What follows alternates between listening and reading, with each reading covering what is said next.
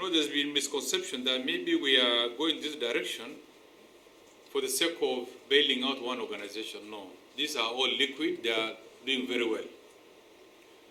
In fact, last year, significant amount of our budget support came from these agencies. And on their own, they are doing very well. But we want them to do better by being a regional player, not only at the country level, but the influence will be spread beyond the confines of the Kenyan boundary. Let me also mention a few of the collaboration activities that we have set out to achieve through this agreement, as this will be key in unlocking the benefits or efficiencies of this cooperation. Through this agreement, we plan to have a shared service on a number of areas. So that's our vision. How it's going to roll out is going to be the work of now the agencies working together, collaborating together. There will be no imposition. No one is going to impose anything on you. But mutually, we have to agree, amicably agree, on a roadmap of all activities that binds us together. If we can do our procurement better when we are together, then that's going to be explored. That is the activities that we have set for you. That one of them will be the issue of one of the shared services will be on procurement, promotion of market-based transport, encourage greater use of locally manufactured spare parts. That's why the issue of the numerical machining complex is going to be part of these agencies. National Treasury, as now the mother of these agencies, will now scan through all the legal arrangement, existing legal arrangement, regulations, and all the appropriate policies to create that harmony between all these agencies, that there's no overlap. If the areas that needs to be amended, we are going to work on it. In this regard, I undertake to ensure that the conclusion of all other agreements, including operational level agreements and other sub-agreements and structures to implement this framework agreement within the next 60 days of this framework agreement. As soon as we sign, we are going to constitute a team that's going to look at all these arrangements and finalize within a maximum period of 60 days. Allow me also to emphasize and assure all concerned stakeholders that the creation of this network will not lead to any loss of jobs. Contrary, it's going to increase the space for additional jobs. Because we focus more benefits for our people through improved business, reduction of transport costs, low cost of doing business, reduction of time for the transport of goods, and generally enhanced efficiencies rather. Because we also, the last few days, there have been a lot of talk. I think they are private, what we are going to do today. There have been a lot of press reports that the economy, of course, is going to be affected, that people are going to lose jobs. There's really nothing like that. There's no change of mandate of those various agencies. KPL continued undertaking its duties in line with its mandate. We are only creating a team, but a stronger team. If you used to play alone or within at the village level, we have upgraded you to a level of higher standard that's going to create positive impact in the economy of the coast, but also the country. The coming together of the three sister corporations will no doubt increase efficiency and reduce bureaucracy and increase the competitiveness of the country as a choice of business owners in the region. The corporation will see more opportunity for our business people and ultimately benefit the consumers of goods handled by the port and transported by rail and pipelines. It is a very exciting time for us in many ways, a milestone moment. Those who remember the days of East African railways and harbors will no doubt confirm that working together of the three institutions will be of benefit, first of all to Kenyans and secondly to others in the region. So we welcome the new dawn. So this framework just allows us to work better and to work closer together to optimize our resources and harness our strengths. The 30-day window that was given by His Excellency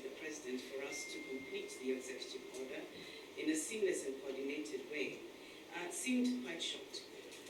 But I am very grateful to note that the committee that was tasked with this responsibility worked with a lot of zeal and tenacity to deliver on the promise in the 30 days. We at KPC are extremely proud of this team and are proud to be a part of it. And as we put pen to paper in signing this agreement, we approach it with the same zeal, commitment, and tenacity. We are certain at KPC that this move will birth a lot of opportunities for us to leverage on our strengths, optimize our collective resources, and deliver world-class services to our people. Because after all, government is about delivering services to people. It will require us to relook and re-angle our corporate strategic plans and align to the new promise of the network. This is not a forced marriage which will force one rich spouse to subsidize one poor spouse. This is a union of entities which have been working together for quite a long time, and the examples have been given here. Of the railways, of the port, what we are doing at Kipevu with between KPC and KPA. So I think the first objective has been achieved here. You listen to the chairs, and the chairs have stated that this is something that formalizes and puts into a proper framework what we have been doing for quite a long time. We are located in the fastest growing economic region of the world. Everybody wants access to Africa for resources, for business, for sales, for whatever. We have competition. The competition is in Tanzania, competition is in South Africa, competition is on the West Coast, competition is up the coast in Djibouti. Unless and until we bring together the various entities that have been created over time to work together,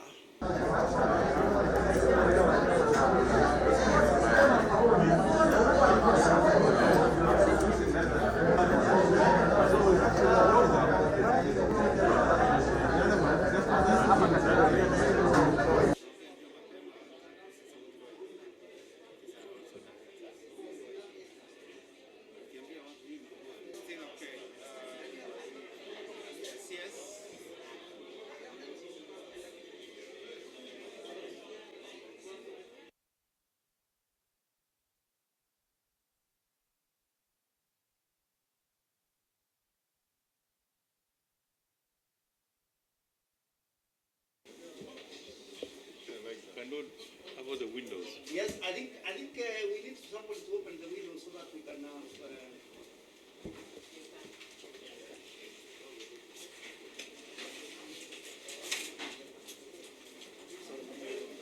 I'm not invited you to speak. You can't speak.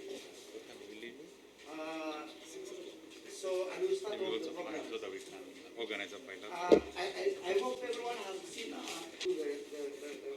photos. And then thereafter, we shall have a site visit. And the site visit will only focus on 2 points. See you. Thank you, Mr. Yattani. It's a privilege to persons of ICDC, Zumi, our General KPA Chairman, General Kibwana, Pipeline witness the signing of the framework agreement between the four entities to put in operation the executive order building the Kenya Kipevu oil terminal, which is the first in East and Central Africa, which can take 4 ships at any one time. We've actually explained what's happening. Much as we're in the right direction with international shipping, both in general, transport and trade trends. The KTA community, we are here this morning to witness the functions of this new body. Ladies and gentlemen,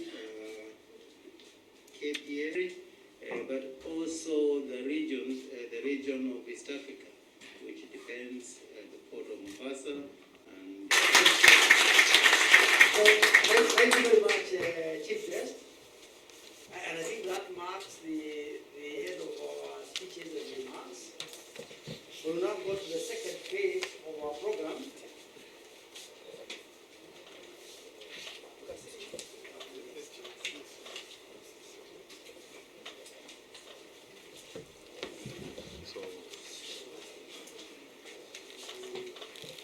Are we?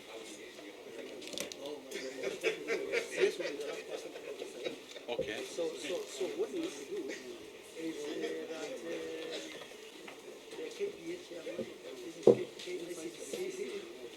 chairman of the director, or the enemy is first of all have a photo for signing. Then you can now say. So can we get the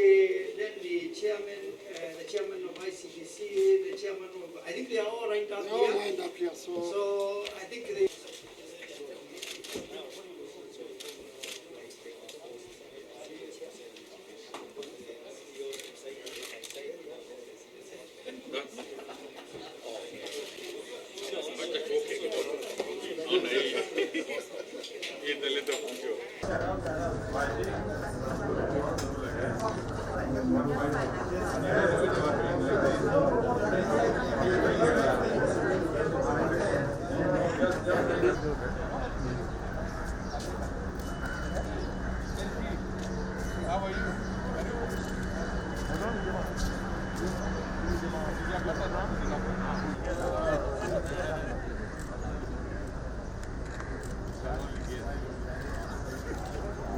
Sorry?